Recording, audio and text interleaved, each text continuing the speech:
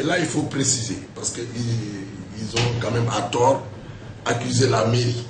J'ai devant moi la convention, n'est-ce pas, de partenariat pour la création et la mise en œuvre d'un projet de volontaire entre Ageroute et la commune de Ziguinchor. Il faut préciser que c'est avec plusieurs communes, telles que la commune de Kaolack, Saint-Louis, Dakar, qu'Ageroute a signé une convention de ce genre. Donc, dans la convention, il était dit, la mairie était chargée de recruter 120 volontaires pour s'occuper de l'assainissement, de l'aide à la gestion de la circulation, pour s'occuper aussi de la surveillance des marchés. Donc, ils ont été en formation, ils sont revenus. Et cette convention stipule que pour ce qui est de la rémunération des volontaires, Ageroute verse 70% du montant alloué à ce programme-là. Donc la mairie ne verse que 30%. Donc si on regarde sur chaque année, Ageroute doit verser 50 et quelques millions, la mairie verse environ 28 millions. Un contrat de 3 ans.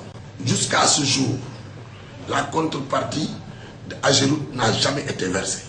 Après plusieurs interpellations au plus haut sommet, nous avons tout fait, nous avons pensé que à la limite c'est dû à des aspects politiques. Parce qu'on ne peut pas comprendre cette même convention est signée par Dakar. Dakar ne connaît pas ces problèmes-là. Kaolack ne connaît pas ce problème-là. Saint-Louis ne connaît pas ce problème-là. Pourquoi Ziguinchor aujourd'hui est en train d'en pâtir alors que c'est une convention dûment signée entre la mairie et Ageroute. Donc depuis 2011, à la limite, depuis le démarrage du programme, la mairie s'est efforcée à payer. Vous avez vu que c'est un contrat de 3 ans. Ils ont dit qu'on leur doit quelques mois. Parmi tous ces mois passés, c'est la mairie qui paye par ses propres moyens. Il est arrivé des moments il est arrivé des moments, comment dirais-je, le payeur a refusé de payer. Parce que quand même, il a dépassé les limites permettant véritablement de pouvoir payer, rémunérer ces volontaires-là. C'est vrai, c'est difficile qu'un père de famille, un responsable de famille, puisse rester des mois sans aucun franc. Donc nous les comprenons.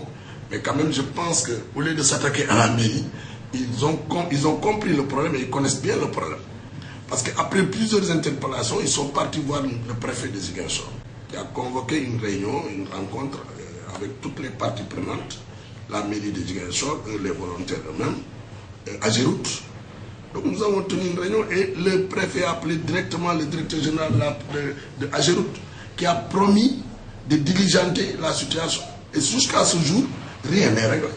Donc il faudrait que les populations et l'opinion, n'est-ce pas, nationale puissent comprendre que ce n'est pas de la responsabilité, n'est-ce pas, de la mairie de Ziguinchor, n'est-ce pas, que cette situation est arrivée.